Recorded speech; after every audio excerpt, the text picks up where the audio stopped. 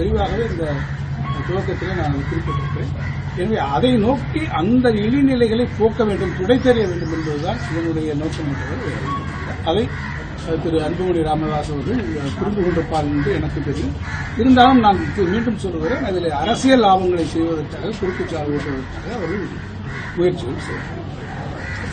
எங்கேயாவது மக்கள் அப்செக்ட் பண்றாங்கன்னா நாம அரசு வந்து தலையிட்டு இல்ல வேண்டாம்னு பின்னோட்டில் இருக்கிற சமுதாய பேர்களை நீக்கிறோம் தானே, அதுல அந்த முடிவுல மாற்றம். பின்னோட்டில் இருக்கக்கூடிய பேர்களை நம்ம எடுக்கிறோம், அது வேண்டியது இல்லை. ஸோ அவங்க இருக்கக்கூடிய stakeholders we can engage them in consultative process. நீங்க எடுத்துக்கொண்டு இன்னும் இடத்துல இருக்கிற இடத்துல நீங்க ஒரு புது பெயரை கொடுக்கிறது என்று அவரோடு வி கேன் என்கேஜ் இல்லை. அதற்கான ஒரு வழிகாட்டு வழிமுறைகளை நாம் உருவாக்கியிருக்கிறோம்.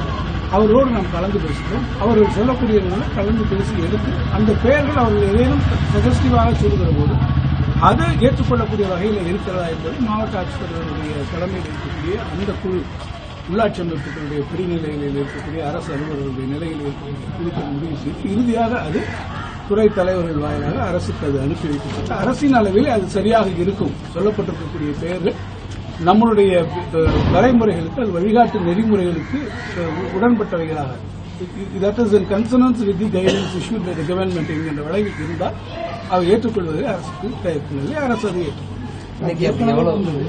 அந்த பகுதியில் புகழ்பெற்றவங்க அந்த பகுதிக்கு வேண்டி உழைச்சவங்க அவங்க தரமான ஏற்கனவே வச்சிருக்காங்க சார். இல்ல இருக்கிறக்கு இருந்தால் அதில் ஒன்றும் கிடைப்பாங்க. புகழ்பெற்றவருடைய பெயர்கள் அது இருக்கு. என்னுடைய பெயர்கள் நான் இங்க ஒரு இடத்துல இருக்கேன்னு வச்சுக்கோங்க, அந்த ஒரு உங்க பேரே வச்சுக்கோங்க, என் பேர் இருக்கு, உங்க பேரே நீங்க இருக்கிறீங்க, நீங்க வச்சிருக்கீங்க, உங்களுடைய பேர்ல அந்த இடத்துல வைக்கணும் என்று அவர்கள் விரும்புகிறார்கள். அதை அவர்கள் ஒரு சஜஷனாக எடுத்துக்கொள்ள வேண்டும். இந்த லிஸ்ட்ல இருக்கிறவங்க தான் இல்லை, ஆனால் ஒரு பொது காரியத்துக்காக ஈடுபட்டக்கூடியவர்களாக அனைவராலும் ஏற்றுக்கொள்ளக்கூடியவர்களாக ஒரு நல்ல தலைவர்களாக அந்த இடத்துல இருக்க வேண்டும் என்பதுதான் அவருடைய இன்னைக்கு எவ்வளவு நம்பர் சார் அப்படி எதுவும் நமக்கு என்ன நம்ம கொடுத்திருக்கோம். இதனை ஒட்டி ஏற்பட்டிருக்கக்கூடிய விவாதங்கள் அதை அரசியல் ரீதியாக எதிர்க்கட்சித் தலைவர்கள் இந்த கூட்டங்களிலே சொல்லியிருக்கிறார். சில அரசியல் கட்சித் தலைவர்களும் இந்த பெயர்களை வைத்ததை குறித்து சில ஐயப்பாடுகளை எழுப்பியிருக்கிறார்கள். எனவே அவர்களுக்குரிய விளக்கங்களாக நான் இதை சொல்லியிருக்கிறேன். இது அரசியல் லாபத்திற்காக இதை செய்யாதீர்கள். அப்படி செய்வது என்பது சமுதாயத்திற்கு நீங்கள் செய்ய வேண்டிய துரோகம் என்பதுதான் என்னுடைய சார். இப்போ வந்து நிறைய ஸ்கூலு நிறைய காலேஜ்ல எல்லாம் வந்துட்டு சாதி பேர்ல நிறைய இருக்கு, குறிப்பா தென்மாவட்டத்துல நிறைய இருக்கு. இது எல்லாத்துக்கும் ஒரு வழிகாட்டு நெறிமுறையில் கொடுக்க வேண்டும் என்று நீதி அமைப்புகளும் அதை சொல்லியிருக்கிறது. அதனுடைய வாயிலாக இந்த முயற்சிகள் எடுக்கப்பட்டிருக்கிறது. எனவே இந்த முயற்சிகள் எடுக்கப்படுவதற்கு இந்த அளவில் நீங்கள் செய்ய வேண்டும் என்பதற்கான வழிகாட்டு நெறிமுறைகளை நாம் கொண்டு வந்திருக்கிறோம்.